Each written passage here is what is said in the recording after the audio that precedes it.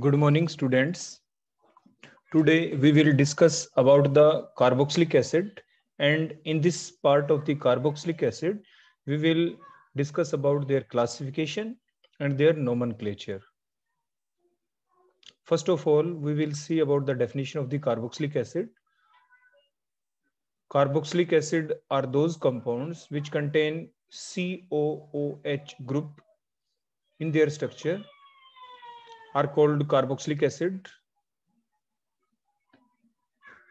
You can see in the given example, आप इस दिए हुए एग्जाम्पल में देखें, इसके अंदर आपको दिख रहा है ये COOH ग्रुप। देखो ये जो COH ग्रुप आपको दिख रहा है ये यहाँ पे, ये आपके कार्बोक्सिलिक एसिड ग्रुप है, और ये जो कंपाउंड है इसलिए आप इनको क्या कहेंगे, कार्बोक्सिलिक एसिड्स हैं। तो कोई भी ऐसा कंपाउंड, कोई भी ऐसी स्पीसी जिसके अंदर आपको ये COOH ग्रुप दिखाई दे, आप उसे कहते हैं carboxylic acid.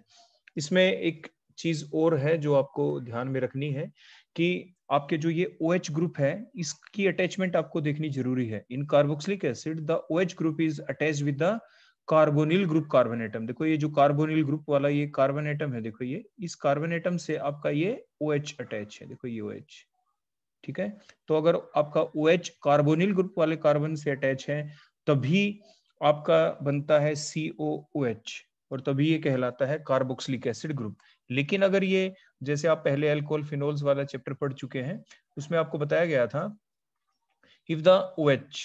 if the OH group is attached with the aliphatic carbon atom chain. देखो आप ध्यान से देखें इन अल्कोहल्स के अंदर, इसको हम क्यों कह रहे हैं ये अल्कोहलिक OH ग्रुप है, because that OH group is simply attach with the aliphatic carbon atom chain. ये जो कार्बन है ये एलिफेटिक कार्बन एटम चेन का कार्बन है, इसलिए हम इसको क्या कह रहे हैं, ये OH क्या है आपका एल्कोहलिक ग्रुप है। कौन सा ग्रुप है ये, एल्कोहलिक। लेकिन यहाँ पे जो ये OH ग्रुप है ये किससे अटैच है, ये कार्बोनिल ग्रुप वाले कार्बन से अटैच है। So that OH is the part of the carboxylic acid group. Similarly, in case of the phenol, the OH group is attached with the benzene ring carbon atom। देखो ये benzene ring वाले carbon atom से attach है। देखो ये जो benzene ring वाला ये कार्बन एटम है ये इससे अटैच है यहाँ पे। तो इसलिए जो OH है ये फिनोलिक OH ग्रुप कहलाएगा यहाँ पे, ना कि कार्बोक्सिलिक एसिड वाला आपका OH। तो कार्बोक्सिलिक एसिड वाला OH कौन सा होता है, when the OH is attached with the carbonyl group carbon atom. तो इस तरह से आपने देखा कि कार्बोक्सिलिक एसिड क्या है, the species which contain COOH group are called the carboxylic acid and the OH group must attach with the carbonyl group carbon atom. तो इस चीज का आप ध्यान रखेंगे। नेक्स्ट अब हम देखेंगे classification of the carboxylic acid. The carboxylic acid can be classified in different ways. Out of these different ways, first way is the aliphatic carboxylic acid and the aromatic carboxylic acid. जैसे कि नाम से clear है यहाँ पे, aliphatic और aromatic. अगर आपके जो simple aliphatic carbon atom chain है उस चेन के अंदर अगर आपका COOH ग्रुप है तो एलिफेटिक। अगर बेंजीन रिंग वाला जो आपका कार्बन है उससे अगर डायरेक्टली आपका COOH ग्रुप अटैच है तो वो आपके एरोमेटिक कार्बोक्सिलिक एसिड। तो what are the aliphatic carboxylic acid? Aliphatic carboxylic acid are those which are formed by the replacement of one of the H atom, one or more of the H atoms from the aliphatic hydrocarbons by the carboxylic acid group। आप नीचे देखिए, हमने example के तौर पे यहाँ पे methane ले लिया। मीथेन के अंदर कार्बन के ऊपर 4 H होते हैं। अब 4 में से जो ये एक H है, हम क्या करेंगे, इस H को रिप्लेस कर देंगे और यहाँ पे क्या लगा देते हैं, मान लीजिए CH। देखो हमने ग्रुप लगा दिया। Now these compound are the carboxylic acid. और ये कौन से कार्बोक्सिलिक एसिड हैं, they are the aliphatic carboxylic acid. क्योंकि जो हमने H रिप्लेस किया है वो कहाँ से किया है, वो हमने रिप्लेस किया है एलिफेटिक हाइड्रोकार्बन्स के अंदर से। तो एलिफेटिक हाइड्रोकार्बन्स के अंदर से अगर हम H रिप्लेस करके वहां पे COOH ग्रुप लगा दें, फिर जो कंपाउंड बनते हैं आप उन्हें कहते हैं एलिफेटिक कार्बोक्सिलिक एसिड। क्लियर हो गया। नेक्स्ट हम देखेंगे एरोमेटिक कार्बोक्सिलिक एसिड। तो एरोमेटिक कार्बोक्सिलिक एसिड कौन है, जिसमें हमें बेंजीन रिंग लेना है। देखो ये बेंजीन रिंग है और बेंजीन रिंग के ऊपर देखो जैसे ये H लगा हुआ है, हम क्या करेंगे, इस H को रिप्लेस करेंगे और यहाँ पे देखो हमने क्या लगा दिया, देखो ये लगा दिया हमने CH ग्रुप, लग गया ना यहाँ पे। तो ये जो CH ग्रुप बेंजीन से डायरेक्टली अटैच है। जैसे फिनोल में क्या होता था, OH बेंजीन से डायरेक्टली अटैच होता था तो आप उसे फिनोल कहते थे। यहाँ पे COOH ग्रुप बेंजीन से डायरेक्टली अटैच है तो ये आपके एरोमेटिक कार्बोक्सिलिक एसिड है। कौन है ये आपके एरोमेटिक कार्बोक्सिलिक एसिड्स। नेक्स्ट हम देखेंगे अपनी अगली क्लासिफिकेशन में कि जो कार्बोक्सिलिक एसिड है फर्दर दो टाइप के हो सकते हैं, या तो बेंजीनोइड कार्बोक्सिलिक एसिड या नॉन बेंजीनोइड कार्बोक्सिलिक एसिड। जैसे नाम से पता चल रहा है ऐसे कार्बोक्सिलिक एसिड जिसके अंदर आपको बेंजीन रिंग दिखाई दे। क्या दिखाई दे आपको? Benzene ring. तो आप ऐसे कंपाउंड्स को कहते हैं बेंजीनोइड। क्या कहेंगे आप उसे? Benzenoid carboxylic acid. देखो the carboxylic acid which have benzene ring in their skeleton और the structure are called benzenoid carboxylic acid. आप देखें इसके अंदर स्ट्रक्चर में CH ग्रुप भी है और बेंजीन रिंग भी है बेंजोइक एसिड के अंदर। नेक्स्ट में देखें इसके अंदर आपके देखो COOH ग्रुप भी लगा हुआ है। ये क्या है बोलो यहाँ पे? ये आपको दिख रहा है यहाँ पे ये CH ग्रुप भी है। देखो ये रहा, ये कौन सा ग्रुप है बोलो? आपका CH ग्रुप। और साथ के साथ देखो ये बेंजीन रिंग भी है। तो इसलिए क्या हो गई ये? बेंजीनोइड कार्बोक्सिलिक एसिड, क्योंकि बेंजीन रिंग है। नेक्स्ट हम देखते हैं नॉन बेंजीनोइड। नॉन बेंजीनोइड वो जिसमें बेंजीन रिंग ना हो। तो the carboxylic acid which don't have benzene ring in their skeleton और the structure are called non-benzenoid carboxylic acid। जैसे आप इथेनोइक एसिड को देख सकते हैं, इसके अंदर देखो CH ग्रुप तो है। क्या है बोलो आपका? ये कार्बोक्सिलिक एसिड ग्रुप तो देखो यहाँ पे है, लेकिन आपके कोई भी बेंजीन रिंग नहीं है, तो इसे कहते हैं non benzenoid carboxylic acid. Example जैसे इथेनोइक एसिड हो गया यहाँ पे। अब हम नेक्स्ट देखेंगे, नेक्स्ट क्लासिफिकेशन के आपके जो कार्बोक्सिलिक एसिड ग्रुप है वो कितने हैं किसी भी कंपाउंड के अंदर। अगर एक ही कार्बोक्सिलिक एसिड है तो मोनोकार्बोक्सिलिक एसिड, एक से ज्यादा है तो पोली, और पोली भी मैनी टाइप के, दो हैं तो डाई, तीन है तो ट्राई एंड सो ऑन। लेकिन अगर एक ही कार्बोक्सिलिक एसिड है किसी कंपाउंड की स्ट्रक्चर में तो आप उसे क्या कहेंगे? monocarboxylic acid. So the carboxylic acid which have only one carboxy group in their skeleton or the structure are called the monocarboxylic acid. अब एग्जांपल देखें, जैसे फॉर्मिक एसिड, इसे आप कि जो फॉर्मिक एसिड आपको दिख रहा है यहाँ पे, आप इसे मिथेनोइक एसिड भी कह देते हैं, क्योंकि इसके अंदर बोलो क्या दिख रहा है आपको? एक ही कार्बन है। एक ही कार्बन वाले को क्या कहते हैं? मिथ। और ये ओइक एसिड आगे आप नोमेनक्लेचर के अंदर सीखेंगे। तो ये फॉर्मिक एसिड, इसके अंदर आपको एक ही दिख रहा है carboxylic acid group. Acetic acid को आप देख लीजिए, इसके अंदर भी आपको एक ही CH ग्रुप दिख रहा है। तो आपके ये कौन हो गए? Monocarboxylic acid. जो फॉर्मिक एसिड का नाम, ये मिथेनोइक एसिड का नाम फॉर्मिक एसिड क्यों रखा गया था? देखो अपने आईपैक नेमिंग में ये पहले सीख भी चुके हैं। फॉर्मिकस मींस रेड आंट, उसकी जब हम डिस्ट्रक्टिव डिस्टिलेशन करते हैं तो उससे हमें ये ऑब्टेन होता है फॉर्मिक एसिड, इसलिए इसको कहते हैं फॉर्मिक एसिड। मिथेनोइक एसिड को इसलिए हम क्या कहते हैं? Formic acid. अब जो एसिटिक एसिड है, अगर हम इसका सॉल्यूशन बना दें, एक्वस सॉल्यूशन बना दें हम इसका, एक्वस सॉल्यूशन 6 to 10%। 6 to 10% का मतलब क्या होता है? 6 to 10% का मतलब ये परसेंट मीन्स 100%। का मतलब तो बोलो क्या होता है आपका? 100। टोटल तो वॉल्यूम 100 होगा, लेकिन उस 100 के अंदर आप 6 to 10 ml, 6 to 10 ml आप क्या ले लें? Acetic acid. अगर हम 6 to 10 ml तो एसिटिक एसिड लें और रिमेनिंग पार्ट आपके वाटर का हो, now that solution is called 6 to 10% acetic acid and it is vinegar, जिसे सिरका भी कहते हैं। जिसे क्या कहते हैं आप? सिरका भी कह देते हैं। तो विनेगर हो गया। Glacial acetic acid means 100% acetic acid, क्योंकि जब आप इसको कूल करते हैं, जब आप इसे कूल करते हैं तो इनका जो अपीयरेंस आता है कूलिंग के बाद, जब ये हम इसकी फ्रीजिंग करते हैं तो जैसे ग्लेशियर्स होते हैं उन जैसा इसका अपीयरेंस आ जाता है, इसलिए इसको कहते हैं ग्लेशियल एसिटिक एसिड। क्या कहते हैं आप इसे? ग्लेशियल एसिटिक एसिड आप इसे कह देते हैं। इसके अंदर भी आपके, क्योंकि एसिटिक एसिड से ही बनी हुई चीजें हैं ये दोनों, 100% acetic acid glacial, 6 to 10% acetic acid आपका विनेगर, सिरका हो गया। इनके अंदर भी एक ही CH ग्रुप है। So these are the example of monocarboxylic acid. Next आप ग्लाइकोलिक एसिड को देखें। जो आपके पास एसिटिक एसिड था ऊपर, जो हमारी स्ट्रक्चर थी, हमने सिर्फ क्या किया है? एसिटिक एसिड का एक H आप हटा के, और हमने क्या सिर्फ लगाया वहां पे? कौन सा ग्रुप लगाया? OH। जो इसकी अल्फा पोजीशन है, कौन सी पोजीशन है बोलो? ये अल्फा। देखो ये अल्फा पोजीशन होती है। कौन सी पोजीशन होती है एसिटिक एसिड की? अल्फा। हमने अल्फा पोजीशन का H लगाया और यहाँ पे हमने क्या लगा दिया? OH। तो आप इसे क्या कहेंगे? ग्लाइकोलिक एसिड इसका नाम। और कॉमनली अगर हम इसको पुकारें तो एक दूसरा तरीका भी है इनको बोलने का। आप इसको कह सकते हैं कि दीज आर अल्फा पोजीशन के ऊपर बोलो हमने क्या लगाया यहाँ पे? Hydroxy group. अल्फा पोजीशन पे बोलो हमने क्या लगाया यहाँ पे? Hydroxy group. So this called alpha hydroxy carboxylic acid. आप इन्हें कह सकते हैं अल्फा हाइड्रोक्सी कार्बोक्सिलिक एसिड। ये अल्फा हाइड्रोक्सी कार्बोक्सिलिक एसिड है। क्लियर हो गया? कार्बोक्सिलिक एसिड तो है, लेकिन अल्फा हाइड्रोक्सी कार्बोक्सिलिक एसिड। तो हाइड्रोक्सी कार्बोक्सिलिक एसिड कौन होते हैं, जैसे आप आगे भी देखेंगे, हाइड्रोक्सी दो ऐसे carboxylic acid which contain two functional group, one the COOH group, other one is the OH group, जिसके अंदर एल्कोहलिक ग्रुप भी हो, जिसके अंदर कार्बोक्सिलिक एसिड ग्रुप भी हो, तो आप उसे कहते हैं हाइड्रोक्सी एसिड्स। क्या कहते हैं आप उन्हें, हाइड्रोक्सी एसिड्स। और ये यहाँ के क्योंकि अल्फा पोजीशन के ऊपर लगा हुआ है, क्योंकि COH ग्रुप से जो अगली पोजीशन होती है बोलो ये कौन सी होती है, अल्फा पोजीशन, क्योंकि अल्फा पोजीशन पे OH था, सो it is the alpha hydroxy carboxylic acid. आपसे पूछ लिया जाए give an example of alpha hydroxy carboxylic acid, तो आप इस टाइप से स्ट्रक्चर ड्रा कर सकते हैं। और इस कंपाउंड का कॉमन नाम है ग्लाइकोलिक एसिड। आप इसे क्या कहते हैं, ग्लाइकोलिक एसिड। नेक्स्ट देखें पायरुविक एसिड। इसमें क्या किया गया, आप ध्यान से देखें, जो एसिटिक एसिड और स्ट्रक्चर में क्या डिफरेंस है, सिर्फ डिफरेंस ये है कि हमने जो ये कार्बोनिल ग्रुप है इसको कार्बोनिल ग्रुप बोलते हैं।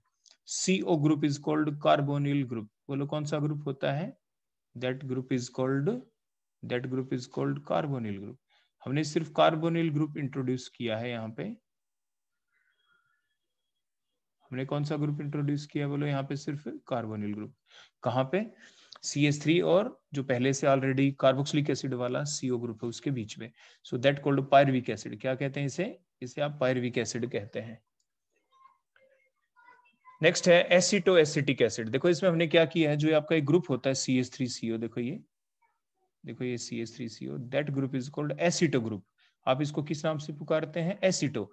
अगर हम एसिटो ग्रुप को हाइड कर दें तो जो रिमेनिंग पार्ट है, देखो ये एसिटिक एसिड पार्ट है। हमने सिर्फ क्या किया है, जो एसिटिक एसिड है उसकी अल्फा पोजीशन के ऊपर से, जो अल्फा पोजीशन थी, देखो ये इस अल्फा पोजीशन के ऊपर से हमने क्या है, एक H हटा के कौन सा ग्रुप लगा दिया, एसिटो। So called एसिटो acetic acid. इसलिए हम इसको क्या कहते हैं, एसिटो एसिटिक एसिड। नेक्स्ट है प्रोपेनोइक एसिड। क्योंकि इसके अंदर अगर आप नंबरिंग करते हैं तो इसके अंदर बोलो टोटल कितने कार्बन है, देखो ये कार्बन एटम नंबर 1, ये 2, ये 3, देखो 3 कार्बन है। 3 को क्या कहते हैं, प्रोप कहते हैं। सिंगल बॉन्ड है यहाँ पे, इसलिए हमने क्या कहा, एन कहा। एन का ई हटा दिया, क्योंकि ओइक एसिड जब हम देखेंगे रूल के बेसिस पे जो आप पहले सीख चुके हैं, वोवल है ओ, ओइक एसिड का वो वोवल है, इसलिए एन का ई हटा दिया गया, नाम बन गया प्रोपेनोइक एसिड। क्या बन गया, बोलो ये प्रोपेनोइक एसिड। नेक्स्ट, जैसे कि आपने पहले सीखा था ग्लाइकोलिक एसिड, जो अभी आपका कंपाउंड ऊपर बना था, उसके अंदर बोलो हमने क्या किया था, ग्लाइकोलिक एसिड के अंदर हमने क्या किया था बताओ, हमने OH ग्रुप लगाया था। OH ग्रुप बोलो हमने कहाँ पे लगाया था, OH ग्रुप हमने लगाया था अल्फा पोजीशन के ऊपर। ऐसे ही अगर हम क्या करें, जो प्रोपेनोइक एसिड है इसके अंदर भी हमने क्या किया है, इसकी जो अल्फा पोजीशन है देखो, हमने उसकी अल्फा पोजीशन पे बोलो क्या लगा दिया यहाँ पे, OH ग्रुप। तो ये जो कार्बोक्सिलिक एसिड है जिसे पोजीशन 2 कह सकते हैं, या हम इसे अल्फा भी कह सकते हैं। अगर इसको हम लगा दें तो बोलो ये क्या बन गया आपका, OH ग्रुप। देखो हमने लगा दिया तो ये बन गया लैक्टिक एसिड यहाँ पे।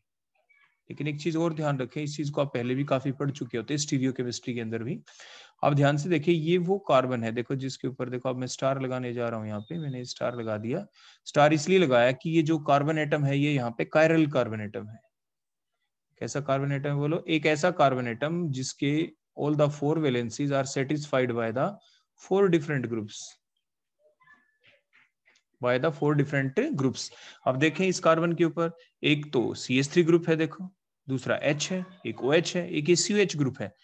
तो ये एक आपका ऑप्टिकली एक्टिव कंपाउंड है, इसके अंदर कायरल कार्बन एटम भी है। तो ये लैक्टिक एसिड हो गया। बोलो कौन हो गया, बोलो ये लैक्टिक एसिड। मिलता कहाँ कहाँ पे है, जब भी हम विग्रस एक्सरसाइज कर लें, काफी एक्सरसाइज कर लें, तो उस विग्रस एक्सरसाइज के दौरान जो हमारी मसल्स हैं उनके अंदर ये कंपाउंड प्रोड्यूस हो जाता है, लैक्टिक एसिड। दूसरा, जो हमारा पीने वाला जो मिल्क होता है उसके अंदर लैक्टिक एसिड नहीं होता, लेकिन जैसे जैसे समय बीतता है मिल्क हमारे उसके अंदर सोरनेस आ जाती है, खट्टापन आ जाता है, तो वो इसी के प्रोडक्शन की वजह से होता है। मिल्क मीन जो हमारे की मिल्क प्रोडक्ट होते हैं हमारे डिफरेंट, सोर मिल्क प्रोडक्ट, सोर SOUR, सोर मिल्क प्रोडक्ट जो होते हैं उनके अंदर भी लैक्टिक एसिड होता है। तो ये था हमारा लैक्टिक एसिड, जिसके अंदर आपको एक ही कार्बोक्सिलिक एसिड ग्रुप दिखाई दिया। तो these all are the example of the monocarboxylic acid. Next one is the acrylic acid. देखो जो ऊपर हमने अभी प्रोपेनोइक एसिड पढ़ा और ये जो नीचे एक्राइलिक एसिड है, what's the difference between these two. Difference सिर्फ इतना है कि ऊपर वाली जो चेन थी वो सैचुरेटेड है, और यहाँ पे सिर्फ क्या किया गया है, जो कार्बन एटम नंबर 2 और जो 3 थे प्रोपेनोइक एसिड के, वहां पे हमने सिर्फ क्या कर दिया, हमने वहां पे डबल बॉन्ड लगा दिया, दोनों H हटा दिए, आपके C2 और C3 पोजीशन के ऊपर से क्या हटाया, H, प्रोपेनोइक एसिड का, और फिर हमारे पास बोलो क्या प्रोड्यूस हो जाता है अगर हम ऐसा कर दे तो एक्राइलिक एसिड। और बोलेंगे क्या इसको, अगर आईपैक नेम के बेसिस के ऊपर अगर इसको पुकारे तो बोलो आप कैसे बोलेंगे, आप इसे बोलेंगे कि इसका नाम है, बोलो क्या बोलेंगे इसके, ये कार्बन एटम नंबर ये 1, ये 2 और ये 3 हो गया। तो 3 है तो बोलो क्या बोलेंगे इसको, 3 है तो आप इसको बोलेंगे प्रोप। क्या हो गया बोलो, ये प्रोप। और उसके बाद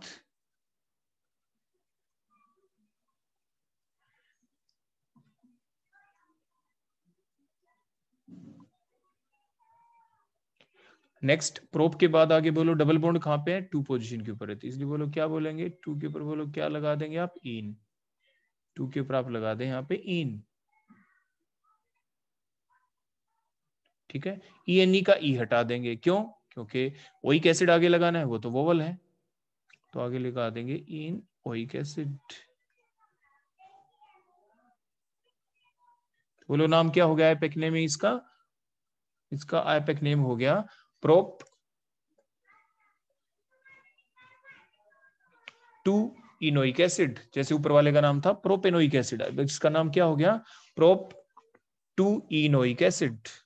अब देखो इसमें हम क्या क्या चेंज करने वाले हैं, जो एक्राइलिक एसिड हमारा प्रोप 2 इनोइक एसिड जो है, इसके अंदर अगर हम क्या करें, हमने जो पोजीशन नंबर 3 था एक्राइलिक एसिड का, देखो पोजीशन नंबर देखो जो 3 था, देखो हमें नेक्स्ट कंपाउंड में नंबरिंग कर रहा हूँ, नंबर 3, उसका एक H हटाया देखो हमने, और वहां पे क्या लगा दिया, देखो CH3 group. Now it is called crotonic acid, क्या कहते हैं आप इसे, this is the crotonic acid. Similarly अगर हम जो ही हमने CH3 लगाया तब हम इसे क्रोटोनिक एसिड कह रहे हैं। अगर इसकी जगह हम बेंजीन रिंग लगा दें तो देखो हमने बेंजीन रिंग लगा दिया, देखो यहाँ पे बेंजीन रिंग है, तो इसे आप कहते हैं सिनेमिक एसिड। क्या कहेंगे आप इसे, सिनेमिक एसिड। नेक्स्ट हम देखते हैं, अगर हम 4 कार्बन कंपाउंड ले लें एसिड जिसमें सैचुरेटेड चेन है, देखो आपके, देखो carbon atom number 1, carbon atom number 2, ये 3 और ये 4, तो क्या बन जाएगा, ब्यूटेनोइक एसिड। लेकिन इसमें भी हमने क्या किया, ये यहां से हम हटा देते हैं OH ग्रुप, यहाँ पे हमारे CH2 आएगा, यहाँ पे बोलो क्या आएगा, ये यहाँ पे CH2, तो ये है butyric acid. Common name, commonly हम इसको बोलते हैं ब्यूटायरिक एसिड, और वैसे नाम होता है आईपैक नेम ब्यूटेनोइक एसिड। क्या कहेंगे आप इसे, ब्यूटेनोइक एसिड। क्या 4 कार्बन है तो ब्यूट, सिंगल बॉन्ड है तो एन, और ओइक एसिड।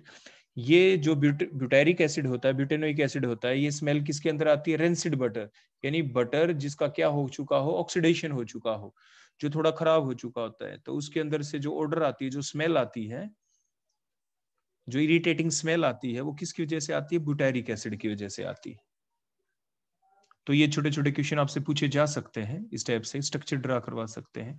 आगे कन्वर्जन के दौरान आपको पता होना चाहिए किस कंपाउंड की क्या स्ट्रक्चर है, कन्वर्ट दिस इनटू दिस, तो नाम आए तो आपको पहले से स्ट्रक्चर मालूम होनी जरूरी है। या सिंपल डिफाइन करके, define monocarboxylic acid with an example, तो आपको एग्जांपल का तो पता होना ही चाहिए। अब हम कुछ और एग्जांपल देखते हैं मोनोकार्बोक्सिलिक एसिड के। देखो बेंजोइक एसिड है ये, बेंजीन के ऊपर एक ही CH ग्रुप है तो मोनोकार्बोक्सिलिक एसिड हो गया। Salicylic acid, if the COOH group and the OH group, COH group and the OH group, they are present on the adjacent carbon atom, तो ये कौन कहलाता है आपका, सैलिसिलिक एसिड है। तो ये ऑर्थो पोजीशन भी आप इसको कह सकते हैं। आईपैक नेम बोले तो क्या बोलेंगे कि OH कहाँ पे है, ये पोजीशन नंबर 1 होगी, ये पोजीशन नंबर 2 होगी आपकी यहाँ पे, तो 2 के ऊपर हाइड्रोक्सी है तो क्या बोलेंगे, 2 हाइड्रोक्सी। और जैसे बेंजोइक एसिड, तो इस कंपाउंड का नाम आप क्या भी बोल सकते हैं कि this compound is the 2 hydroxy benzoic acid, 2 hydroxy benzoic acid, या इसे आप सैलिसिलिक एसिड भी कहते हैं।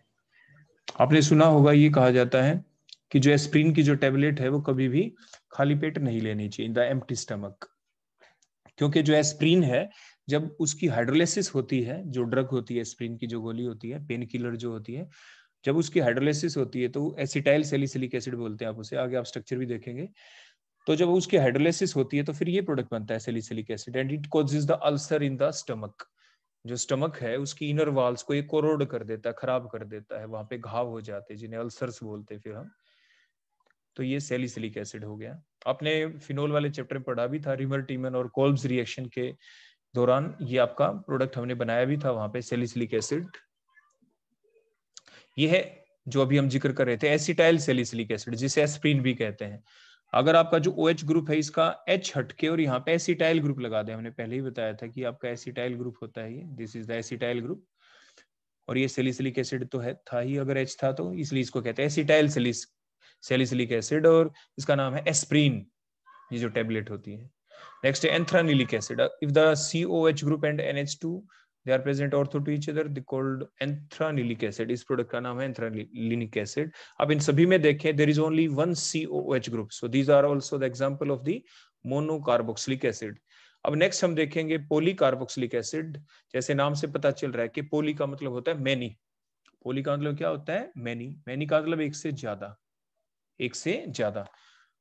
So the carboxylic acid which have more than one carboxy group in their structure or the skeleton called the polycarboxylic acid। अब हम इनके example देखते हैं। जैसे फर्स्ट एग्जांपल, कॉमनली आप इसे ऑक्सैलिक एसिड कहते हैं, लैब में टाइट्रेशन के दौरान काफी बार आप इसको यूज भी करते हैं। If they are 2 CH group, देखो 2 CH ग्रुप आपको दिख रहे हैं यहाँ पे, नंबरिंग हमने ये कर दी, देखो carbon atom number 1, carbon atom number 2, दो ही थे, दो ही कार्बन है तो इथ कहेंगे आप इसे, सिंगल बॉन्ड है कार्बन कार्बन के बीच तो इसलिए एन कहा, 1 और 2 के ऊपर हैं तो इसलिए डाई लगा दिया, ओइक एसिड बोलते ही हैं।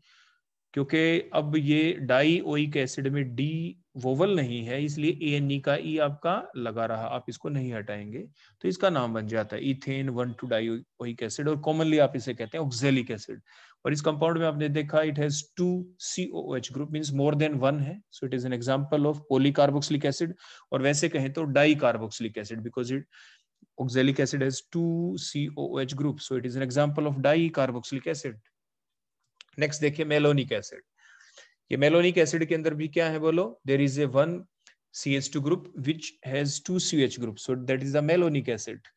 आप इसके बारे में आगे पढ़े भी गए कि जो कार्बोक्सिल, ये जो मेलोनिक एसिड है इसमें जो ये CH2 ग्रुप आपको दिख रहा है, कार्बोक्सिलिक एसिड से अगली पोजीशन को बोलो आप क्या कहते हैं, अल्फा। देखो अल्फा पोजीशन, तो ये अल्फा पोजीशन वाला जो कार्बन है it is flanked by 2 carbonyl group.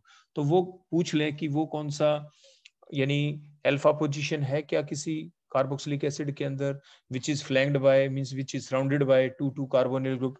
देखो आपके ऑक्सैलिक एसिड में बीच में कोई भी CH2 ग्रुप नहीं था, लेकिन यहाँ पे ये CH2 ग्रुप है जो अल्फा पोजीशन बन गई, तो जो अल्फा पोजीशन के दोनों साइड में कार्बोक्सिलिक एसिड ग्रुप अटैच है, तो ये मेलोनिक एसिड है ये कंपाउंड। नेक्स्ट देखिए हमने क्या किया, जो हमारा कंपाउंड था उसके बाद नेक्स्ट हम लेते हैं सिट्रिक एसिड। बोलो नेक्स्ट हम कौन सा कंपाउंड ले रहे हैं, सिट्रिक एसिड। तो सिट्रिक एसिड के अंदर हमने क्या किया बोलो, ये आपकी स्ट्रक्चर है जिसके अंदर आपके जो पोजीशन नंबर 3 है वहां पे दो कार्ब ग्रुप लग गए, one is the OH group, other one is the carboxylic acid group, तो ये सिट्रिक एसिड बन गया आपका। ये स्ट्रक्चर आपको ध्यान रखनी है। तो ये एक ट्राई कार्बोक्सिलिक एसिड है, ये भी आपको ध्यान रखना है। Citric acid is nothing but it is A try carboxylic acid compound. तो ये जो ट्राई कार्बोक्सिलिक कंपाउंड का कोई एग्जांपल बताएं, कोई आपसे पूछ ले तो आप क्या बताएंगे, example of the try carboxylic acid is the citric acid. तो क्या एग्जांपल हो गया बोलो इसका, सिट्रिक एसिड इसका एग्जांपल हो गया। क्लियर हो गया आपका। इसके बाद नेक्स्ट, ये सिट्रिक एसिड हमें मिलता कहाँ पे, जो भी आपके कच्चे फ्रूट होते हैं, अनराइप फ्रूट्स होते हैं सिट्रस फैमिली के, जो खट्टे होते हैं, नींबू हो गया आपका, लेमन हो गया, संतरा, ऑरेंज हो गए, मौसमी हो गए, इनके अंदर जो लेमन जूस होता है, नींबू का जो जूस होता है उसके अंदर 6 to 10% सिट्रिक एसिड होता है। जो हम लेमन जूस एक्सट्रैक्ट करते हैं लेमन के अंदर से, it contain 6 to 10% citric acid. आपको 6 to 10% से कुछ याद भी आया होगा, पीछे हमने बताया था क्या था वो, विनेगार। विनेगार के अंदर 6 to 10% बोलो क्या था वो, एसिटिक एसिड। तो vinegar is nothing but it is the 6 to 10% acetic acid, ये यहाँ पे सिट्रिक एसिड है, इसलिए आप इस चीज को ध्यान रखेंगे। एडिपिक एसिड आपने पढ़ा है आपके नाइलॉन 66 जो कंपाउंड आपने पढ़ा है उसके दौरान आपके ये एडिपिक एसिड आपने यूज किया है वहां पे। तो ये पोली जो एक मोनोमर का काम करता है, ये नाइलॉन 66 जिसे आप बोलते हैं, वो एक पॉलीमर होता है, और उस पॉलीमर को बनाने में जो एक मोनोमर यूज होता है वो कौन होता है बोलो, एडिपिक एसिड। दूसरा होता है हेक्सामिथाइलिन डाइअमीन, जो दूसरा मोनोमर होता है नाइलॉन 66 में। देखो नाइलॉन 66 से ये पता चलता था, नाइलॉन 6 6 का मतलब 6 कार्बन है उस मोनोमर के अंदर। आप इसमें काउंट भी कर सकते हैं। देखो इस एडिपिक एसिड के अंदर एक तो देखो COH वाला जिसपे हमने 1 लिख रखा है और बीच में CH2 का 4 कर रखा है देखो ब्रैकेट में, इसका मतलब 4 कार्बन यहाँ पे है। तो 4 का मतलब सेकंड, थर्ड, फोर्थ, फिफ्थ, इसलिए हमने 2 to 5 ये नंबरिंग के बेसिस पे लिखा है और उसके बाद नंबर 6 हो गया। तो टोटल बोलो कितने कार्बन हो गए इसके अंदर? 6 कार्बन कंपाउंड है ये। तो नाइलॉन 6 में कि ये हो जाता था आपके 6 कार्बन आपका कंपाउंड है। इसके अंदर 2 कार्बोक्सिलिक एसिड ग्रुप है, एक से ज्यादा कार्बोक्सिलिक एसिड ग्रुप है। So it is also an example of polycarboxylic acid और you can say the example of dicarboxylic acid. तो it is a monomer in nylon 6। किसके अंदर है बोलो ये मोनोमर?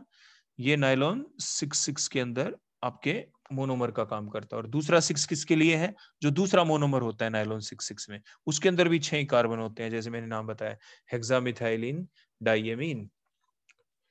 अब हम और एग्जांपल देखेंगे पॉलीकार्बोक्सिलिक एसिड के। नेक्स्ट है सक्सिनिक एसिड, जिसमें आपके पास दो CH2 ग्रुप थे। देखो CH2 सिंगल बॉन्ड CH2, दोनों के ऊपर क्या लगा हुआ है बोलो? COH group, carboxylic acid group. अब ये ध्यान रखें, जो पीछे हमने पढ़ा था मेलोनिक एसिड, उसके अंदर जो अल्फा पोजीशन वाला एक ही कार्बन था, उसी के ऊपर साइमल्टेनियसली 2 CH ग्रुप प्रेजेंट थे। लेकिन यहाँ पे क्या है, इस कार्बोक्सिलिक एसिड ग्रुप के हिसाब से जो नंबर 3 हमने लिख रखा है, ये एक अल्फा पोजीशन हो गई। दूसरा जो कार्बोक्सिलिक एसिड उसके हिसाब से ये अल्फा पोजीशन हो गई। ठीक हो गया? तो यानी आपके पास दो CH2 ग्रुप है यहाँ पे जो आपस में सिंगल बॉन्डेड है और इन दोनों के ऊपर एक एक क्या लगा हुआ है? CH group. So it is the succinic acid. बोलो कौन है ये? Succinic acid. नेक्स्ट आ गया मेलिक एसिड। नेक्स्ट कौन सा कंपाउंड है बोलो? MALIC है। एक कंपाउंड आगे भी आएगा MALEIC, मेलिक एसिड। तो ये आप ध्यान रखेंगे, ये मेलिक एसिड है। इसमें हमने सिर्फ क्या चेंज किया है सक्सिनिक एसिड के अंदर? You just have replace any one of the alpha hydrogen. आपने कोई भी एक अल्फा हाइड्रोजन को रिप्लेस करके क्या लगा दिया? आपने लगा दिया वहां पे OH ग्रुप। कौन सा ग्रुप लगाया बोलो? सिर्फ आपने OH ग्रुप लगा दिया यहाँ पे। तो ये मेलिक एसिड हो गया। तो ये भी एक डाइकार्बोक्सिलिक एसिड है। ये भी किस में मिलता है? जो कच्चे अंगूर, सेब, एप्पल्स, बेरीज, इनके अंदर ये मेलिक एसिड मिलता है। नेक्स्ट आ जाते हैं टार्टेरिक एसिड। देखो टार्टेरिक एसिड भी सेम टाइप का कंपाउंड है, सक्सिनिक एसिड से ही आपके ये डिराइव्ड है कंपाउंड, उसके डेरिवेटिव हैं। देखो कैसे हैं डेरिवेटिव? डेरिवेटिव्स आप उन कंपाउंड को कहते हैं which are derived from that. Succinic acid से जैसे ये डिराइव हुए हैं, सक्सिनिक एसिड का H हटाया, OH1 लगाया, तो आपके मेलिक एसिड बन गया। सक्सिनिक एसिड के अंदर से दोनों अल्फा पोजीशन के ऊपर से एक एक H हटा के देखो हम अगर OH लगा देते हैं, देखो एक OH हमने यहाँ पे लगा दिया, ऐसे ही एक OH हमने दूसरे कार्बन के ऊपर लगा दिया, दूसरी जो अल्फा पोजीशन थी उसके ऊपर हमने लगा दिया, तो ये दो लग गए ना OH आपके। देखो ये दोनों OH लग गए। So that is a tartaric acid. तो ओवरऑल अगर आप ध्यान रखते हैं तो कैसे याद रखते हैं कि यू हैव 2 कार्बन। देखो ये कार्बन 2 और 3 है। देखो ये 2 कार्बन है आपके पास, दोनों कार्बन के ऊपर क्या लगा हुआ है? एक साइड में OH, एक साइड में CH, एक साइड में OH, एक साइड में CH। तो टार्टेरिक एसिड है। इसे आप स्टीरियो केमिस्ट्री में भी पढ़ते हैं मीजो कंपाउंड की डेफिनेशन के दौरान, कि ये वो कंपाउंड होते हैं जिसके अंदर आपके प्लेन ऑफ सिमेट्री होती है। मीजो कंपाउंड्स जब आप पढ़ते थे तो वहां पे आता था मीजो टार्टेरिक एसिड, आपने ये नाम सुना होगा वहां पे भी। तो ये टार्टेरिक एसिड है। ये भी आपके फ्रूट ग्रेप्स के अंदर, तमारिंद मीन्स पुदीने के अंदर, बेरीज के अंदर आपके ये मिलता है टार्टेरिक एसिड। नेक्स्ट आ जाता है मेलिक एसिड, जैसे मैंने आपको पहले बताया था। तो देखो MALEIC है मेलिक एसिड। इसमें और आपके सक्सिनिक एसिड में क्या डिफरेंस है कि आपने सिर्फ डिहाइड्रोजनेशन की है। तो CH2 जो पोजीशन नंबर 2 और 3 के ऊपर थे, देखो ये सक्सिनिक एसिड के अंदर, यहाँ पे हमने एक एक H हटा दिया और बीच में क्या आ गया? Double bond. So that is the malic acid. और मेलिक एसिड क्या आता है? MALIC, जिसमें हमने अल्फा पोजीशन पे क्या लगाया था? OH, और यहाँ पे दोनों अल्फा के बीच में क्या आ गया बोलो? Double bond. तो ये आपकी मेलिक एसिड है। लेकिन अगर हम जो ये 2 CH ग्रुप आप ध्यान से देखें इस मेलिक एसिड के अंदर, देखो इसके अंदर, if these 2 CH group are present on the same side, so this is the cis form. तो बोलो ये कौन सी फॉर्म बन जाती है? ये एक सिस आइसोमर है। बोलो कैसा आइसोमर है ये? This is the cis isomer. जबकि फ्यूमेरिक एसिड के अंदर देखें तो these 2 COH group are present on the opposite side. तो जो आपकी इथीन होती है, दूसरी तरह से ये भी कह सकते हैं ये इथीन के अंदर से बने, CH2 double bond CH2 ethene होती है, उसका एक एक H हटा के आपने कार्बोक्सिलिक एसिड ग्रुप लगाया है। If these 2 CH group are present on the same side, across the same side of the double bond, that is a malic acid. if they are present on the opposite side of the double bond, that is called the fumaric acid. तो ये इसकी transform बन जाती है। तो ये कौन सी form है बोलो इसकी, ये ट्रांसफॉर्म है। तो ये ट्रांस आइसोमर हो गया, यहाँ पे आपने देखा। इनकी प्रॉपर्टीज भी डिफरेंट डिफरेंट होंगी। जैसे 2CH group are present on the same side, तो आप इसके अंदर से देखो वाटर लॉस हो सकता है। फ्यूमेरिक एसिड के अंदर से these 2CH group are present on the opposite side, तो इनके OH के बीच डिहाइड्रेशन नहीं हो सकती है जब आप इनको हीट करते हैं, तो इनकी प्रॉपर्टी डिफरेंट होंगी। तो ये थे malic acid and the fumaric acid. They are also the example of polycarboxylic acid, means the dicarboxylic acid. Next हम देखते हैं terephthalic acid. If the 2COH group are present at the para position to each other, benzene ring के ऊपर एक दूसरे के respect में para position के ऊपर अगर ये होते हैं, 1,4 पोजीशन के ऊपर होते हैं, पहली पोजीशन को अगर 1 कह दें, ये नेक्स्ट सेकंड कह दें, ये थर्ड हो गई, ये फोर्थ हो गई। एक दूसरे के रिस्पेक्ट में COH ग्रुप के रिस्पेक्ट में नेक्स्ट पोजीशन देखें तो ये ऑर्थो होती है, उससे नेक्स्ट देखें तो ये मेटा, लास्ट वाली देखिए तो बोलो कौन सी होती है, पैरा, एक दूसरे के रिस्पेक्ट में। तो एक दूसरे के रिस्पेक्ट में 1,4 पोजीशन पे कह दें, या एक दूसरे के रिस्पेक्ट में पैरा पोजीशन के ऊपर हो 2 CH ग्रुप, तो आप उसे कहते हैं ट्रथेलिक एसिड। और ये काम कहाँ पे आता है, ये भी एक मोनोमर है पॉलीएस्टर्स के अंदर। डेक्रोन कह सकते हैं, पॉलीएस्टर कह दें, डेक्रोन कह दें, टेरिलीन कह दें, एक ही चीज के 3 नाम है ये। पॉलीएस्टर कह दें, टेरिलीन कह दें, आप इसे क्या कहते हैं, आप इसे टेरिलीन, TERYLENE, टेरिलीन, या आप इसे डेक्रोन भी कह सकते हैं, DACRON, डेक्रोन। तो ये पॉलीमर का नाम है। Terylene is a polymer, Dacron is a polymer, ये एक ही चीज के 2 नाम हैं, या पॉलीएस्टर कह दे सिंपल। तो इसके अंदर ये ट्रथेलिक एसिड यूज किया जाता है। नेक्स्ट है simply phthalic acid. If the 2CH group are present ortho to each other, तो सिंपलीथेलिक एसिड है ये आपका। एक रिएक्शन आप पढ़ते हैं, आगे जाके पढ़ेंगे आप, गैब्रियल थैली इमाइड रिएक्शन। तो आप ध्यान रखेंगे थैली इमाइड रिएक्शन, तो थैलिक एसिड कैसे वहां पे प्रोड्यूस होता है, कैसे इसकी एडवांटेज होगी वहां पे, तो इसलिए नाम याद रखने आपके लिए जरूरी है, जिससे काफी रिएक्शन हमारी आगे जाके इजी हो जाती है। तो ये भी मोनोमर होता है ग्लिप्टल के अंदर, एल्काइड रेजिन के अंदर जो मोनोमर होते हैं, पॉलीमर होते हैं, ग्लिप्टल या एल्काइड रेजिन, उनके अंदर ये मोनोमर का काम करता है सिंपलीथेलिक एसिड। नेक्स्ट हम देखते हैं एमिनो एसिड। तो what are the amino acid, नाम से पता चलता है एमिनो और एसिड, तो वो कंपाउंड जिनके अंदर आपके COH ग्रुप भी हो एमिनो ग्रुप के साथ साथ, तो दोनों ग्रुप साथ के साथ प्रेजेंट हो किसी कंपाउंड के अंदर, तो आप उन्हें एमिनो एसिड कहते हैं। तो जो हमारी बॉडी है, आप जानते हैं उनके अंदर जो प्रोटीन्स हैं, हमारी बॉडी के अंदर जो प्रोटीन एक पॉलीमर है, और जो प्रोटीन पॉलीमर है उसके अंदर मोनोमर कौन है जो बार बार रिपीट होता है, जिससे हमारा पॉलीमेरिक प्रोटीन बनी है, वो होते हैं आपके एमिनो एसिड ही होते हैं। वो कौन होते हैं आपके एमिनो एसिड। अब देखें, ये हमने एक कार्बन लिया, देखो ये कार्बन, इस कार्बन के ऊपर बोले एक साइड में हमने R लगाया, एक H लगाया, ये ऊपर या नीचे आप कहीं पर भी लगा सकते हैं R, या तो ऊपर या नीचे, ऊपर H कर दे नीचे R, उससे कोई फर्क नहीं पड़ेगा, लेकिन COH ग्रुप आपको राइट साइड में ही लिखना है, on the right hand side, और इस कार्बन के ऊपर NH2 आपको लेफ्ट हैंड साइड में लिखना है। जब आप कभी प्रोटीन्स वाला चैप्टर पढ़ते हैं तो उसके दौरान आप सीखते हैं कि प्रोटीन की जो सिंथेसिस होती है, प्रोटीन जो बनती है, उनके अंदर जैसे मैंने अभी बताया कि जो मोनोमेरिक यूनिट होती है, जो मोनोमर होता है, वो एमिनो एसिड होते हैं, और वो आपके अल्फा एमिनो एसिड ही होते हैं, ये भी आपको ध्यान रखना है।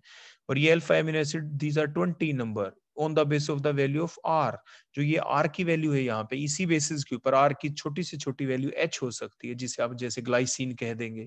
क्या नाम होगा उसका, glycine. If the value of R is H, then the compound here called that alpha amino acid is called glycine, GLYCINE, उसे आप ग्लाइसिन कह देते हैं। ठीक हो गया।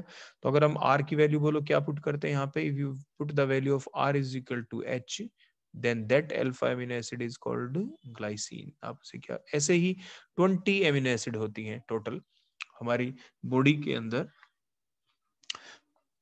तो आप ध्यान से देखें कि जो कार्बोक्सिलिक एसिड है उससे जो अगली जो पोजीशन है वो बोलो कौन सी पोजीशन आपकी, अल्फा। कौन सी पोजीशन बोलो, ये अल्फा। और अल्फा पोजीशन के ऊपर बोलो हमने क्या लगा दिया, NH2।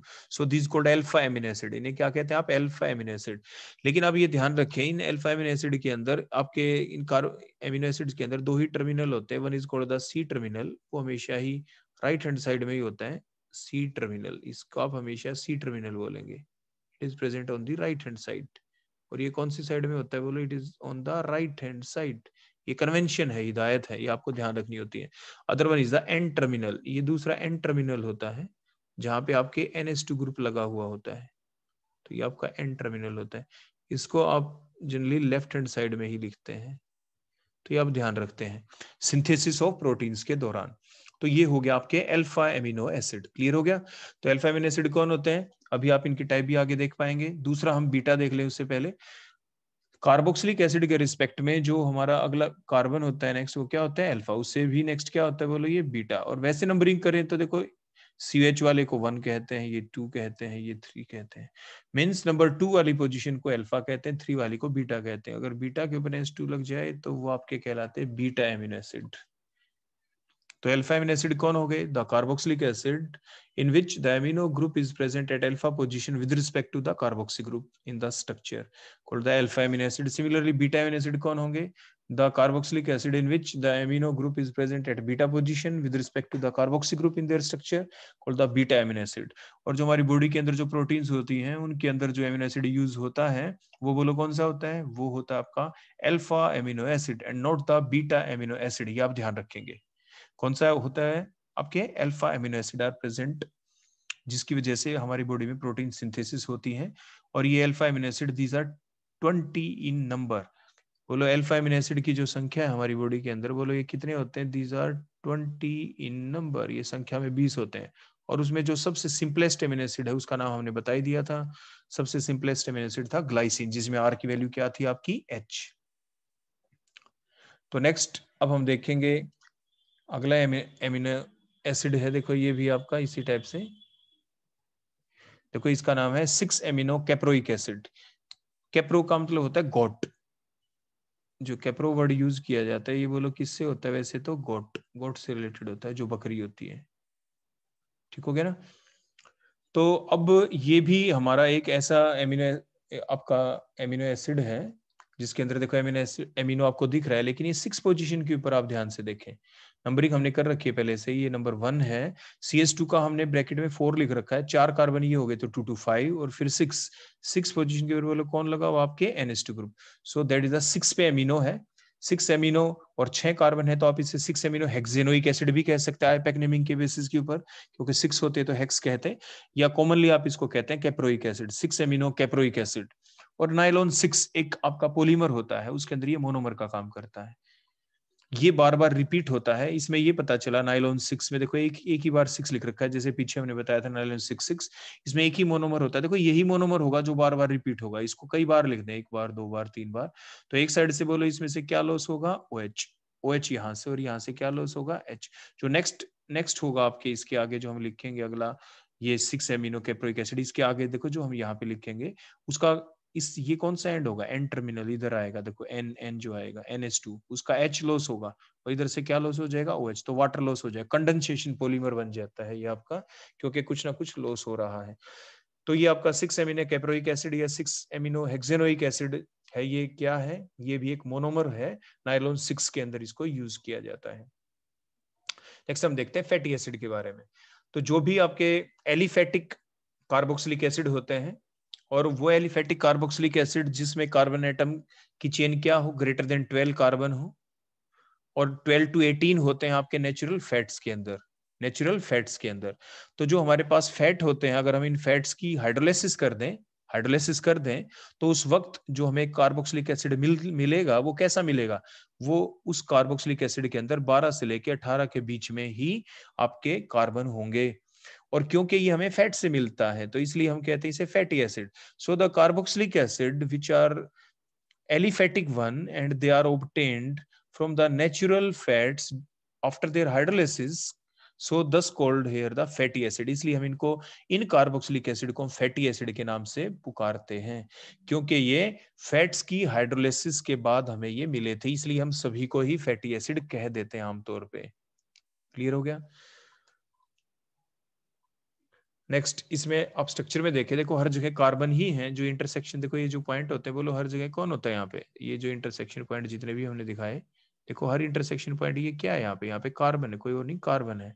और आगे ये R लगा दिया। R क्या है, R is alkyl group, R is a alkyl group, long chain of carbon atom, इसमें कार्बन होंगे। और ऊपर हमने लिख ही दिया 12 से 18 यानी काफी लंबी चेन होनी चाहिए आपकी, तभी आपने क्या कह सकते हैं, फैटी एसिड कह देते हैं. सो the carboxylic acid in which COH group is present on the long chain of carbon atom, and that chain is 12 to 18 carbon atom chain in natural fats, and that chain is present in the form of the triesters of the glycerol are called fatty acid. अब इन्हें क्या कह देते बोलो, इन्हें आप fatty acid कह देते हैं. तो सिंपल डेफिनेशन क्या बनी फैटी एसिड की, कि कार्बन की एक लंबी चेन के ऊपर अगर COH ग्रुप लगा देते हैं तो आप ऐसे कार्बोक्सिलिक एसिड को फैटी एसिड कह देते हैं. हाइड्रोक्सी एसिड जैसे हमने पीछे पढ़ा था, नाम से पता चल रहा है जिसके अंदर कार्बोक्सिलिक एसिड ग्रुप तो है ही है और साथ के साथ कौन सा ग्रुप भी है, OH ग्रुप, तो इन्हें आप कहते हैं hydroxy acid. So the carboxylic acid which have carboxy group along with hydroxy group in their structure called the hydroxy acid. Example हमने पढ़ा था लैक्टिक एसिड, देखो ये रहा लैक्टिक एसिड जिसमें हमने बताया था स्टीरियो केमिस्ट्री में आपने पढ़ा था, जिसके अंदर एक कायरल कार्बन एटम भी होता है. देखो ये the carbon which contain 4 different groups to satisfying their valency. Carbon ने अपनी जो वैलेंसी कार्बन की 4 होती है उसको कंप्लीट करने के लिए 4 डिफरेंट ग्रुप्स से कंप्लीट की है. एक CH3 ग्रुप, एक H, छोटे से छोटा H, उससे बड़ा CH3, 2 फंक्शनल ग्रुप, एक OH, एक CH group. So that is the lactic acid. और लैक्टिक एसिड मैंने पहले ही बताया था कहाँ पे प्रोड्यूस होता है, ये जब हम विग्रस एक्सरसाइज करते हैं उसके दौरान मसल्स के अंदर, और जो मिल्क मील होता है जो ताजा दूध निकालते हैं उसके अंदर ये नहीं होता. लेकिन जैसे जैसे मिल्क सोर होता है या सोर मिल्क प्रोडक्ट होते हैं उनके अंदर लैक्टिक एसिड बन जाता है due to the bacterial action. Next हम पढ़ते हैं ब्लैंक रूल के बारे में. ब्लैंक रूल के बारे में ये पढ़ना है कि जो हमने अभी देखा कि जो कार्बोक्सिलिक एसिड ग्रुप होते हैं वो कहाँ पर स्टेबलाइज होते हैं और कब स्टेबलाइज नहीं होते हैं, कब कौन सी चीज लॉस हो सकती है. तो देखो हम क्या देखेंगे, हमने ये एक ऐसा कंपाउंड लिया जिसके अंदर आपके दो दो कार्बोक्सिलिक एसिड ग्रुप हैं और 1-3 पोजीशन पे एक दूसरे के रिस्पेक्ट में. अब देखें पहले कार्बोक्सिलिक एसिड को नंबरिंग में हमने 1 लिख दिया, सेकंड वाले को कार्बन को 2 और थर्ड पे फिर CH ग्रुप है. देखो यहाँ पे means these two carbon are present at 1-3 position with respect to each other. एक नंबर 1 पे CH है, एक नंबर 3 पे CH ग्रुप है. तो मीन जो ये 1,3 डाइकार्बोक्सिलिक एसिड हम ले लें और उनको अगर हम हीट कर देते हैं तो हीट करने के बाद ये पाया गया कि इसके अंदर से क्या लॉस हो जाता है, बोलो CO2 गैस लॉस हो जाती है किसी भी एक के अंदर से. बोलो किसी भी एक जो हमारा कार्बोक्सिलिक एसिड ग्रुप है उसके अंदर से बोलो क्या लॉस होगी, बोलो यहाँ से देखो ये CO2 गैस लॉस हो गई. ठीक हो गया, ये जो H बच गया यहाँ पे लग गया तो क्या बन गया, बोलो मोनोकार्बोक्सिलिक एसिड प्रोड्यूस हो गया RCH2COOH. और दूसरे भाषा में अगर हम बोलें, in other words we can say that if the two COOH group are present on the same carbon atom, देखो एक ही कार्बन के ऊपर अगर दो दो CH ग्रुप लगे हुए हैं, then the compound will be unstable towards the heat. जैसे हम OH के बारे में देखते थे, if the two OH are present on the same carbon atom, that is unstable towards the heat. हमने पढ़ा था एल्कोहल्स वाले चैप्टर में. सिमिलरली यहाँ पे तो ये ब्लैंक रूल का पॉइंट नंबर 1 है. दो COOH group same carbon atom के ऊपर अटैच होने का मतलब है वो 1,3 डाइकार्बोक्सिलिक एसिड है and they are unstable towards the heat. जैसे हम हीट करेंगे CO2 गैस लॉस हो जाती है और मोनोकार्बोक्सिलिक एसिड में कन्वर्ट हो जाते हैं. तो मींस क्या बना, the species which contain more than one CH group on the same carbon atom are unstable and they get stabilized by losing the CO2 molecule. और ये पॉइंट नंबर 1 हुआ ब्लैंक रूल का. अब रूल नंबर 2, ये थे 1,3 dicarboxylic acid. अब हम देखेंगे 1,4 और 1,5 में क्या होता है, यानी दो CH ग्रुप एक दूसरे के रिस्पेक्ट में 1,4 या 1,5 पोजीशन पे और हीट कर दें तो क्या. देखो ये हमने कंपाउंड लिया सक्सिनिक एसिड जो हमने पढ़ा था, दो कार्बोक्सिलिक एसिड, देखो हमने नंबरिंग की 1 2 3 4 एक दूसरे के रिस्पेक्ट में 1,4 पोजीशन पे हैं. अगर हम ऐसा कंपाउंड ले लेते हैं तो इनके बीच में से बोलो क्या लॉस होता है, यहाँ से लॉस हो जाता है वाटर. क्या लॉस हो जाता है, वाटर. अगर 1,4 होता 1,5 होता तो भी. तो एक्सपेरिमेंटली डिटरमाइंड प्रॉपर्टी होती है कि बाद में बना क्या वो हम पता लगा लेते हैं हमारी स्पेक्ट्रोस्कोपिक टेक्निक के द्वारा. तो अब क्या होगा, देखो जो दो कार्बोनिल ग्रुप थे, इस कार्बोनिल ग्रुप के तो देखो यहाँ से ये बॉन्ड टूट गया, देखो यहाँ से ऐसे, तो यहाँ से OH लॉस हो गया, यहाँ से इसका बॉन्ड टूटा, यहाँ से H लॉस हो गया, वाटर लॉस हो गया. तो एक तो कार्बोनिल ग्रुप वाले कार्बन की वैलेंसी कम होगी यहाँ से O की. तो इट मीन्स जो आपके बॉन्ड बनेगा नया, वो किसके बीच बनेगा, नया बॉन्ड बनेगा इनके बीच, यहाँ पे C और O के बीच नया बॉन्ड बन जाएगा. देखो बन गया ना. तो इन्हें कहते हैं एनहाइड्राइड. जब वाटर लॉस होता है तो उसे कहते हैं एनहाइड्राइड. तो इसलिए कंपाउंड का नाम सक्सिनिक एनहाइड्राइड.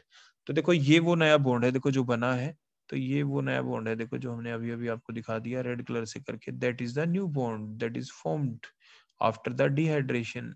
डिहाइड्रेशन के बाद ये नया बॉन्ड बन गया है यहाँ पे. कार्बन और ऑक्सीजन के बीच, क्योंकि कार्बोनिल ग्रुप वाले कार्बन के एक बॉन्ड की कमी हो गई, यहाँ पे ऑक्सीजन के एक बॉन्ड की कमी हो गई। सो द रिएक्शन आप किसे कहते हैं? Reaction is said to occur when the old bond breaks and new bonds form. तो पुराने बॉन्ड टूट भी गए और जिनके बॉन्ड टूटने से वैलेंसी कम हुई उनके बीच नया बॉन्ड बन भी गया। तो ये थी रिएक्शन, डिहाइड्रेशन रिएक्शन। तो ये था ब्लैंक रूल नंबर 2। तो ब्लैंक रूल नंबर 2 क्या है कि 1,4 and the 1,5 dicarboxylic acid on heating loses, बोलो क्या? वाटर, वाटर लॉस करते हैं और क्या बन जाते हैं? बोलो सक्सिनिक एनहाइड्राइड, एनहाइड्राइड्स बन जाते हैं। सक्सिनिक तो क्यों बोल रहे हैं? क्योंकि एग्जांपल हमने सक्सिनिक एसिड का ले रखा है, क्योंकि 4 कार्बन जो कार्बोक्सिलिक एसिड है आपका, डाइकार्बोक्सिलिक एसिड, इसका नाम क्या है? Succinic acid. अब हम लेंगे 1,6 और 1,7 को, क्योंकि 1,8 और हायर्स में तो नो इफेक्ट ऑफ हीटिंग, उनके ऊपर हीटिंग का इफेक्ट नहीं होता है, इसलिए हम 1,6 और 1,7 वो लिखना चाहें तो आप लिख भी सकते हैं आगे पॉइंट नंबर 4 बना के। तो 1,6 और 1,7 अगर आप ले लेते हैं तो इन दोनों के अंदर क्या होता है? दोनों ही चीजें लॉस हो जाती हैं, CO2 भी लॉस और वाटर भी लॉस। तो देखिए आप ध्यान से, जो हमने ये दिखाया पिंक कलर से, तो ये तो हमने शो कर दिया कि देखो ये तो हो गए वाटर लॉस। क्या लॉस हो गया? बोलो यहाँ से ये वाटर लॉस, यहाँ से H और यहाँ से बोलो क्या? OH, ये वाटर लॉस। और ये ब्लू कलर से दिखाया, ये हमने क्या दिखा दिया? यहाँ से ये CO2 लॉस हो गई। तो एक तो वाटर लॉस, एक CO2 लॉस। तो देखो क्लीवेज कहाँ से हुई है? क्लीवेज एक तो देखो यहाँ से हो गई, ये CO2 लॉस हो जाएगा। एक क्लीवेज देखो ये यहाँ से भी हुई, यहाँ से OH और H, ये वाटर लॉस हो जाएगा। तो CO2 भी लॉस हो जाएगी यहाँ से, और यहाँ से क्या लॉस हो जाएगा? बोलो वाटर लॉस। तो देखो CO2 लॉस हो गया, ये वाटर लॉस हो गया। तो किसका बॉन्ड टूटा? यहाँ से CH2 का बॉन्ड क्लीवेज हुआ है, यहाँ से कार्बोनिल ग्रुप वाले कार्बन का बॉन्ड क्लीवेज हुआ है। तो CH2 जो 5वें नंबर वाला 5th जो कार्बन है, वो अपना नया बॉन्ड किसके साथ बनाएगा? कार्बोनिल ग्रुप वाले कार्बन के साथ। मींस कार्बोनिल ग्रुप जो C1 है और जो CH2 नंबर 5 है, इनके बीच में न्यू बॉन्ड फॉर्मेशन हो जाएगी और आपके कीटोन्स बन जाएंगे, साइक्लिक कीटोन्स। तो कौन बन जाएंगे? बोलो यहाँ पे आपके बन जाएंगे साइक्लिक कीटोन्स। तो product will be the cyclic ketones.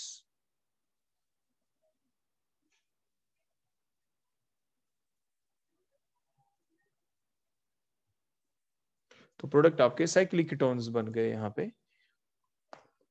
तो ये थे हमारे ब्लैंक रूल। तो ये 3 पॉइंट थे, मैंने बताया 4 पॉइंट भी आप लिख सकते हैं कि 1,8 and the higher dicarboxylic acid has no effect of heating, उनके ऊपर हीटिंग का कोई असर नहीं होगा। तो आपने क्या देखा? 1,3 डाइकार्बोक्सिलिक एसिड है, तो आप उनको हीट करते हैं तो क्या लॉस होता है? CO2, तो मोनोकार्बोक्सिलिक एसिड बन जाते हैं। और 1,4 1,5 को हीट करते हैं तो डिहाइड्रेशन होती है, तो आपके एनहाइड्राइड्स बन जाएंगे। 1,6 और 1,7 डाइकार्बोक्सिलिक एसिड को अगर आप लेते हैं तो क्या होता है? both dehydration and the decarboxylation process takes place which gives the cyclic ketones। और हमें क्या मिलते हैं? Cyclic ketones. क्योंकि जो कार्बोनिल ग्रुप है आपको दिख रहा है, देखो यहाँ पे कार्बोनिल ग्रुप के अगर दोनों साइड में कार्बन अटैच होता है तो अपने क्या कहते हैं? Ketonic group. तो ये कीटोन्स बन गए, साइक्लिक कीटोन्स बन गए। ठीक हो गया। नेक्स्ट हम लेते हैं आईपैक नेमिंग के बारे में। कार्बोक्सिलिक एसिड वैसे तो हम पीछे प्रैक्टिस कर चुके हैं साथ ही साथ। तो कार्बोक्सिलिक एसिड CH ग्रुप होता है जैसे आपने देखा, और इसको ओपन फॉर्म में कैसे लिखते हैं ये भी आप देख चुके हैं, C डबल बॉन्ड OH। और अगर ये प्राइमरी का काम करें तो आप इसको क्या कहते हैं? Oic acid. अगर ये सेकेंडरी का काम करे तो क्या बोलेंगे? कार्बोक्सी। और अब हम देखते हैं नेमिंग। देखो नेमिंग के कुछ रूल होते हैं। आईपैक नेम जब भी लिखते हैं उसके मैक्सिमम 5 ही पार्ट होते हैं, जैसे 1 2 3 4 5 हमने लिख दिया। पहला होता है वर्ड रूट। वर्ड रूट में आप ध्यान से देखें, आपको क्या दिख रहा है यहाँ पे? इस जो एग्जाम्पल हमने लिया है, word root means principal chain के अंदर कार्बन कितने। देखो इसके अंदर कार्बन आपको कितने दिख रहे हैं? कार्बन आपको इसके अंदर दिख रहे हैं 2, कार्बन एटम नंबर 1 और कार्बन एटम नंबर 2। देखो 1 और ये 2। तो ये तो बन गया वर्ड रूट। क्लियर हो गया। अब कार्बन कार्बन के बीच में आप बड़े ध्यान से देखें, यहाँ पे सिंगल बॉन्ड। कैसा बॉन्ड है? बोलो सिंगल। तो ये हमें पता चल गया कि जो चेन है वो हमारी कैसी? बोलो सैचुरेटेड है यहाँ पे। और जो प्रिंसिपल चेन है जो है उसके अंदर बोलो कितने कार्बन है? हमारे 2 कार्बन है। तो इथ भी हो गया, एन भी हो गया। नेक्स्ट है हमें प्राइमरी फंक्शनल ग्रुप का पता लगाना। प्राइमरी फंक्शनल ग्रुप एक, क्योंकि एक ही है फंक्शनल ग्रुप COOH, तो इसलिए इसको ओइक एसिड के नाम से पुकारेंगे क्योंकि अकेला है, ऊपर हमने लिखा था। If it act as primary functional group, अगर वो अकेला होता है तो प्राइमरी होता है। अगर एक से ज्यादा फंक्शनल ग्रुप हो किसी कंपाउंड में तभी उन डिफरेंट फंक्शनल ग्रुप्स में से कोई एक ही प्राइमरी होता है और बचे सारे क्या होते हैं? सेकेंडरी। वो आईपैक नेमिंग के अंदर आपने एक सीक्वेंस सीरीज याद की थी जिसमें हमने डिफरेंट फंक्शनल ग्रुप्स को प्रायोरिटी ऑर्डर की फॉर्म में अरेंज किया था, और वो आपने पहले ही पढ़ लिया होगा।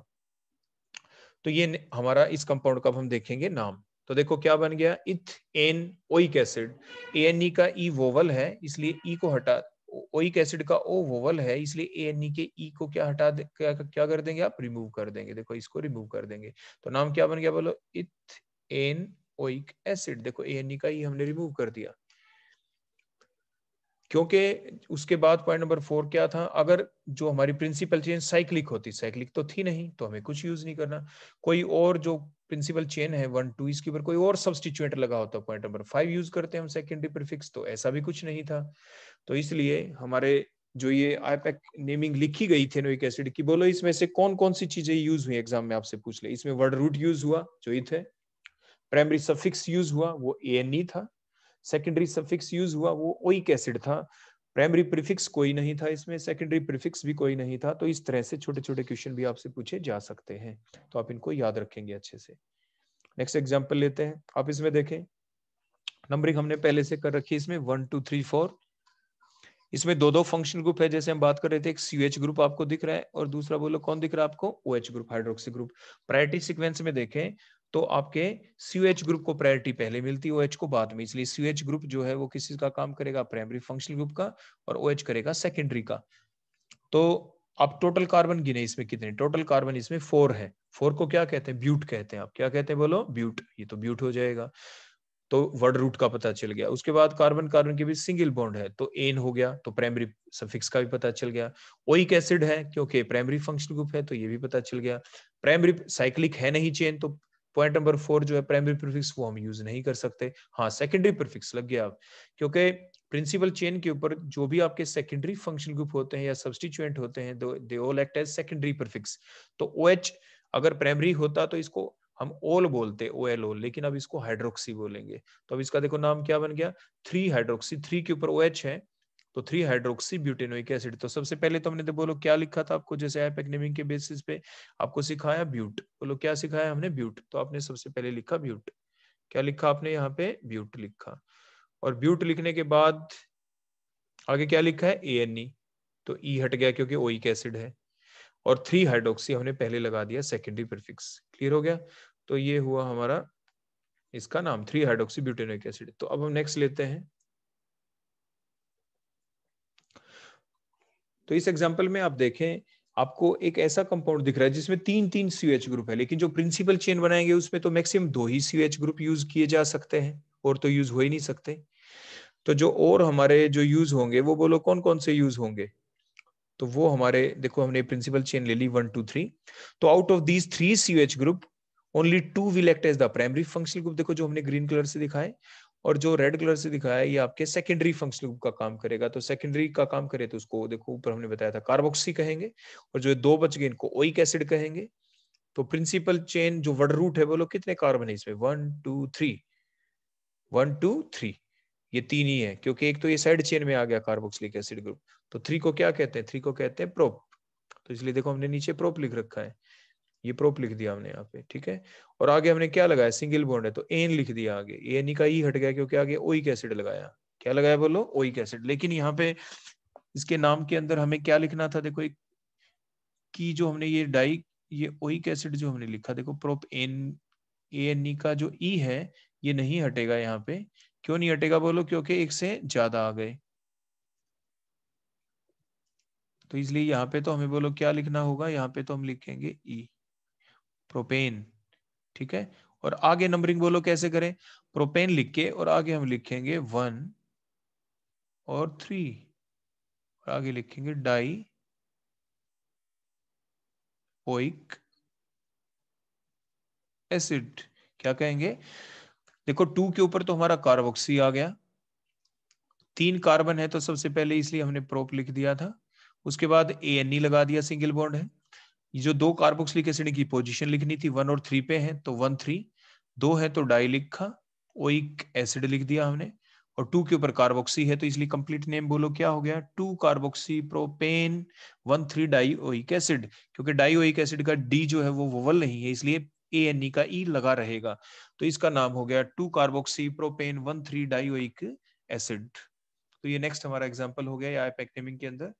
अब हम कुछ ऐसा एग्जाम्पल लेंगे, अगर हमारे पास CH ग्रुप ना तो बेंजीन रिंग के ऊपर लगा हुआ हो और ना ही वो एलिफेटिक चेन के ऊपर हो, साइक्लिक कंपाउंड के ऊपर हो, तो फिर हम क्या करेंगे। तो उसके लिए स्पेशल नेमिंग की जाती है कि जो CH ग्रुप है, अगर इस तरह की स्ट्रक्चर हो, जैसे हमारा जो पार्ट बनेगा, देखो ये जो रिंग है, इस रिंग के अंदर देखो 6 कार्बन है, 6 कार्बन, और उनमें से कोई भी कार्बन CH ग्रुप की फॉर्म में नहीं है। CH ग्रुप तो इस जो पूरा हमारा जो रिंग है इसके बाहर है। CH group is present outside the ring as a separate entity की फॉर्म में प्रेजेंट है। तो उस वक्त इस कार्बोक्सिलिक एसिड को हम क्या किस नाम से पुकारते हैं? इसको ओइक एसिड के नाम से नहीं पुकारते हैं, इसको सिंपली कार्बोक्सिलिक एसिड ही कहेंगे। और क्योंकि जो ये जो रिंग आपको दिख रहा है, इसके अंदर टोटल कितने कार्बन है बोलो? इसके अंदर टोटल है आपके 6 कार्बन। यहाँ पे अगर आप देखें तो हर पॉइंट का मतलब देखो यहाँ पे कार्बन होता है, ये हर पॉइंट के ऊपर कार्बन है, तो 6 है। तो क्या नाम हो गया बोलो? और सिंगल बॉन्ड तो है ही। तो क्या कहेंगे? तो आप इसको कहेंगे, जब इसका नाम पुकारें, अगर जैसे आपको अभी सिखाया गया था, तो क्या कहेंगे बोलो? 6 को क्या कहते हैं? हेक्स। और साइक्लिक है तो क्या कहेंगे? साइक्लो, इससे पहले लगा देंगे साइक्लो। और एन है तो बोलो क्या बोलेंगे? Cyclo hexane. और कार्बोक्सिलिक एसिड को किस नाम से पुकारेंगे? अकेला है फिर भी कार्बोक्सिलिक एसिड, ओइक एसिड नहीं लिख सकते हम यहाँ पे। ओइक एसिड हम सिर्फ तभी लिखते हैं, आपने देखा होगा पीछे किसी भी एग्जाम्पल के अंदर, जो भी हम एग्जाम्पल देते थे उनके अंदर, कि जो कार्बोक्सिलिक एसिड का जो कार्बन है वो इंक्लूड होता था प्रिंसिपल चेन के अंदर, हम उस कार्बन को भी काउंट करते थे। लेकिन क्योंकि ये जो चेन बनी है, ये जो साइक्लोहेक्सेन है, इसके 6 कार्बन के अंदर ये क्योंकि रिंग स्ट्रक्चर है, CH आ ही नहीं सकता, तो इसलिए इसको स्पेशल नेमिंग दी गई। तो ये कंपाउंड कहलाते हैं एलिसाइक्लिक कंपाउंड। देखो हमने ऊपर हेडिंग लिख रखी है, rule for alicyclic compound for naming functional group whose carbon atom is not the part of the ring। तो उसके कुछ स्पेशल रूल हैं अलग अलग फंक्शनल ग्रुप्स के लिए। तो ये था कार्बोक्सिलिक एसिड के लिए, और ये हम इन डिटेल आपको आईपैक नेमिंग वाली वीडियो में पहले ही पढ़ा चुके हैं। तो बोलो इस कंपाउंड का नाम क्या हो गया? इस कंपाउंड का नाम है साइक्लोहेक्सेन कार्बोक्सिलिक एसिड। तो इस तरीके से आज आपने हमारी इस मॉड्यूल के अंदर, इस लेक्चर के अंदर कार्बोक्सिलिक एसिड की क्लासिफिकेशन और उसके नोमेनक्लेचर के बारे में डिटेल में सीखा।